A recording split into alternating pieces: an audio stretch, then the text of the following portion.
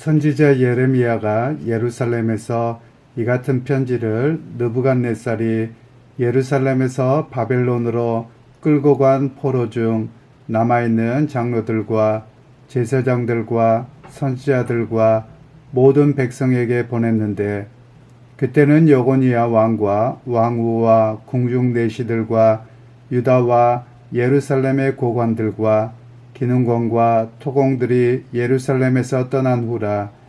유다의 왕 시드기야가 바벨론으로 보내어 바벨론의 왕 느부갓네살에게로 가게 한 사반의 아들 엘라사와 힐기야의 아들 그마랴 편으로 말하되, 만군의 여호와 이스라엘의 하나님께서 예루살렘에서 바벨론으로 사로잡혀 가게 한 모든 포로에게 이와 같이 말씀하시니라. 너희는 집을 짓고 거기에 살며 텃밭을 만들고 그 열매를 먹으라. 아내를 맞이하여 자녀를 낳으며 너희 아들이 아내를 맞이하며 너희 딸이 남편을 맞아 그들로 자녀를 낳게 하여 너희가 거기에서 번성하고 줄어들지 아니하게 하라. 너희는 내가 사로잡혀 가게 한 그 성읍의 평안을 구하고 그를 위하여 여호와께 기도하라.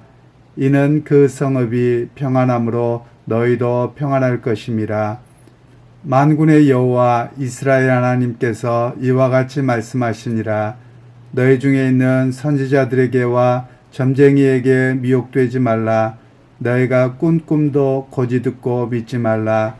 내가 그들을 보내지 아니하였어도 그들이 내 이름으로 거짓을 예언함이라. 여호와의 말씀이니라. 여호와께서 이와 같이 말씀하시니라. 바벨론에서 70년이 차면 내가 너희를 돌보고 나의 선한 말을 너희에게 성취하여 너희를 이곳으로 돌아오게 하리라. 여호와의 말씀이니라. 너희를 향한 나의 생각을 내가 아나니 평안이요 재앙이 아니니라. 너희에게 미래와 희망을 주는 것이니라. 너희가 내게 부르짖으며 내게 와서 기도하면 내가 너희들의 기도를 들을 것이요 너희가 온 마음으로 나를 구하면 나를 찾을 것이요 나를 만나리라. 이것은 여호와의 말씀이시니라. 나는 너희들을 만날 것이며 너희를 포로된 중에서 다시 돌아오게 하되 내가 쫓아보내었던 나라들과 모든 곳에서 모아 사로잡혀 떠났던 그곳으로 돌아오게 하리라. 이것은 여호와의 말씀이니라. 오늘 말씀은 회복이 아닌 회개의 시간이라는 제목으로 함께 말씀을 나누겠습니다. 오늘 본문의 내용은 이제 예루살렘에 살고 있는 예레미야가 이미 포로로 먼저 끌려간 이들이 있었는데, 그들에게 비밀이 편지를 붙여서 그들에게 그 자리에서 바벨론에서 결혼을 하고 그리고 자식들을 번성하게 하고 또 집을 짓고 살아가도록 그렇게 말하고 있는 내용입니다. 그러면 왜 이렇게 하냐면 어제 말씀에 이어서 하나냐가 계속해서 2년 만에 돌아올 것이다 이런 이야기를 하죠. 그래서 사람들이 그 바벨론에 가서 금방 돌아올 건데 뭘 거기에서 살려고 해 이런 생각을 갖게 됐던 것이죠. 그에 대해서 예레미야가 70년 만에 돌아오리라고 말씀하셨으니 너희가 결혼도 하고 또 너희 자녀들도 결혼하고 자식을 낳아서 번성하게 하는 것이 중요하다 이런 이야기를 오늘 본문에서는 하고 있습니다. 그러면서 또한 그들에게 이야기하기를 너희가 그곳에서 하나님을 만나고자 할 때 하나님을 만날 것이라고 이야기합니다. 그러면 이 의미가 무엇이냐면 너희가 바벨론으로 포로 끌려갔는데 당시 유대 백성들에게는 하나님을 만나려고 하면 예루살렘에 가야 된다, 예루살렘 성전에 가야 된다 이렇게 믿었거든요. 그런데 오히려 예레미야는 그렇지 않다는 겁니다. 너희가 있는 그곳에서 하나님을 향하여 찾고 기도하고 의지하며 하나님을 만나게 하나님이 만나주시고 또 너희에게 희망을 주사 돌아오게 하실 날이 있을 것이다 라고 말씀하고 계시는 내용입니다.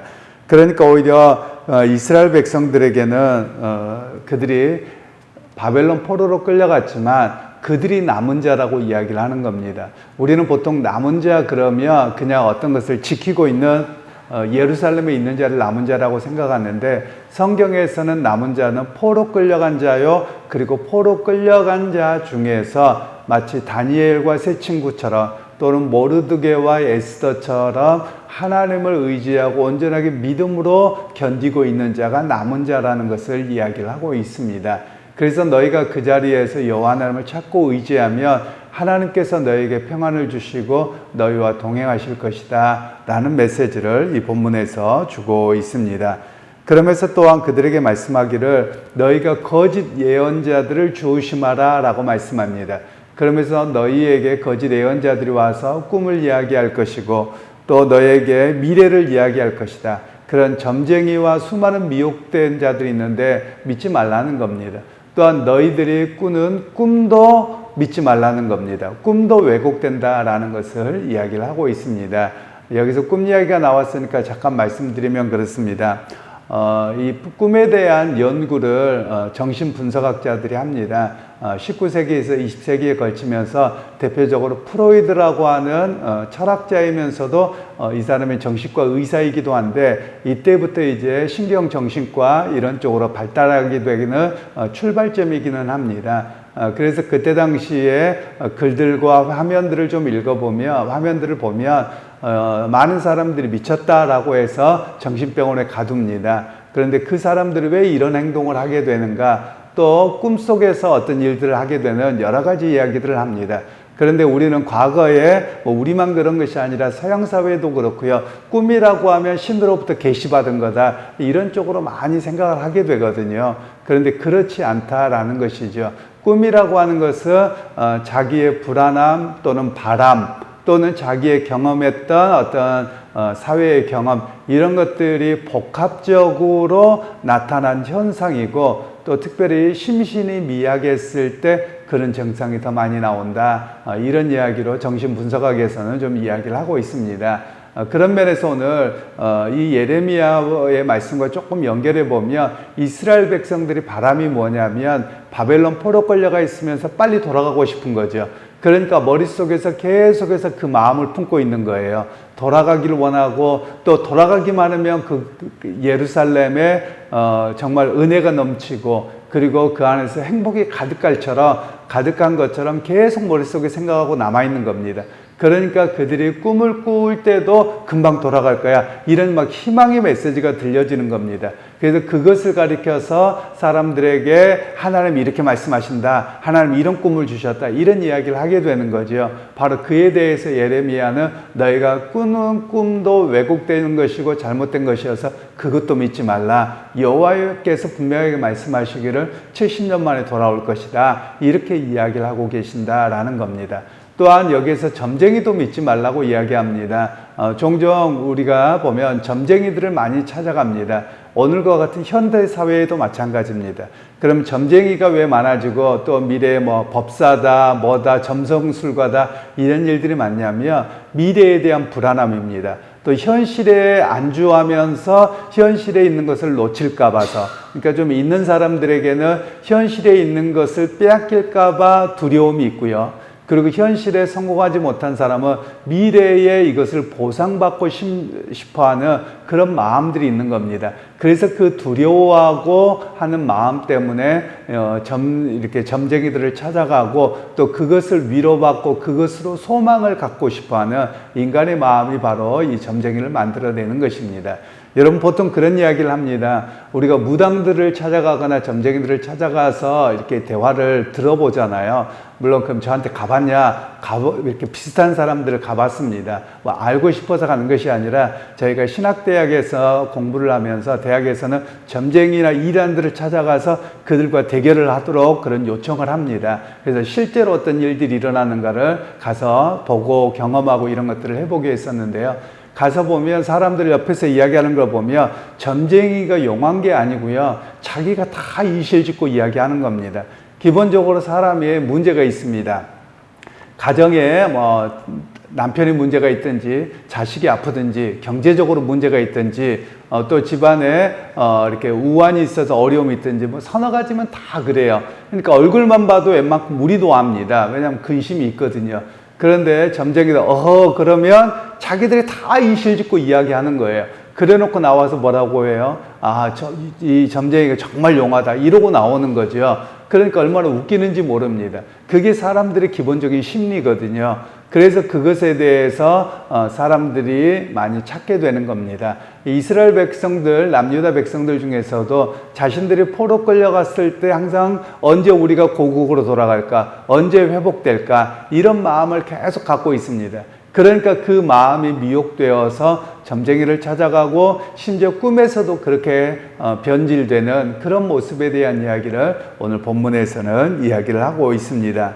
그러면서 이제 하나님께서 70년이 차면 너희가 돌아오게 할 것이다 라고 이야기를 합니다. 우리는 성경 역사를 알고 있어서 실제로 유다 백성들이 70년 뒤에 돌아옵니다. 1차에서 2차, 3차에 걸쳐서 돌아오게 되는 그런 이야기를 우리는 알고 있습니다. 그런데 이들은 막연한 것이죠. 돌아올 게 언제일지 모르는 것이죠. 그러나 하나님이 분명하게 말씀하셨으니 그 말씀을 붙들어라, 이렇게 이야기를 하고 계시는 겁니다. 그러면서 하는 말씀이 하나님께서 너희에게 주는 것이 뭐냐, 11절 말씀에 여호와의 말씀이니라 너희를 향한 나의 생각을 내가 하나니 평안이요 재앙이 아니니라 너희에게 미래와 희망을 주는 것이니라. 즉 예루살렘에게 이 말씀을 하는 게 아닙니다. 예루살렘 땅에 있는 이들이 아니라 바벨론 포로 끌려가 있는 자들에게 말씀하는 겁니다. 그러니까 너희가 포로 끌려가 살아가고 있는 그 자체가 재앙이나 심판이 아니라는 겁니다. 오히려 하나님께서 너희를 터전을 옮겨서 그 자리에서 하나님의 은혜를, 평안을, 그리고 하나님의 인도하심을 경험하게 했다라는 것을 말씀하고 계시는 겁니다. 그러니까 이때 당시에 사람들은 어떤 생각을 했냐면요, 예루살렘에 남아있는 사람들은 야, 저 사람들 봐라, 포로 끌려가는 거니까 저 사람들 벌 받은 사람이고 하나님 앞에 버림받은 사람이고 이렇게 보았거든요. 그런데 오히려 하나님의 메시지는 그것이 아니라 너희가 포로 끌려왔지만 너희를 향한 나의 생각은 평안이요 재앙이 아니니라 라고 말씀하고 계시는 겁니다. 그리고 12절에서 연이어서 말씀하기를 너희는 너희가 내게 부르짖으며 내게 와서 기도하며 내가 너희의 기도를 들을 것이요 너희가 온 마음으로 나를 구하며 나를 찾을 것이요 나를 만나리라. 이 말씀 앞에 말씀드렸던 것처럼 예루살렘 성전으로 가라는 말씀이 아닙니다. 너희가 있는 그 자리에서 여호와를 의지하고 찾으라는 말씀이지요. 그 대표적인 사람이 성경에 나오죠. 다니엘과 세 친구입니다.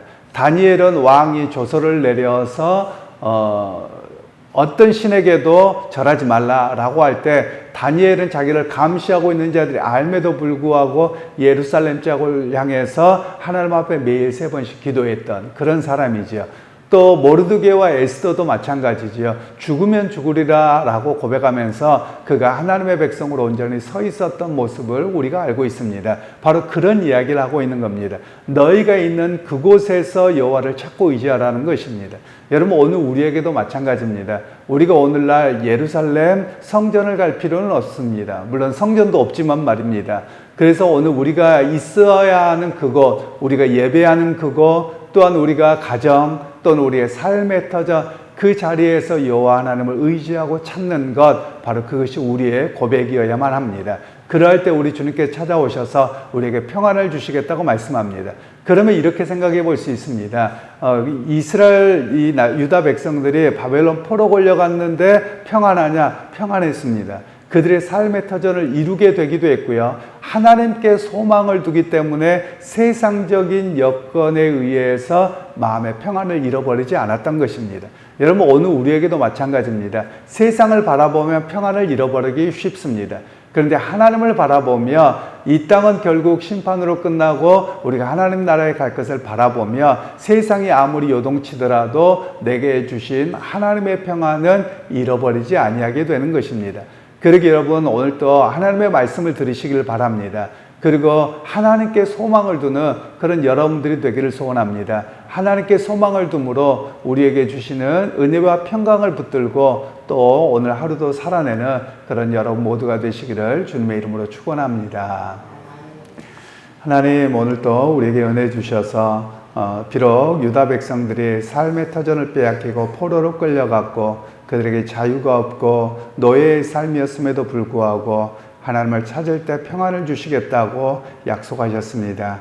하나님, 오늘 또 우리가 살아가는 삶의 터전이 때로는 무겁고 어깨를 짓누르고 매일 고민할 수밖에 없는 상황임에도 불구하고 소망을 하나님께 둠으로 우리에게 주신 평안을 잃어버리지 않는 우리 모두가 되게 하옵소서. 예수님의 이름으로 기도하옵나이다. 아멘.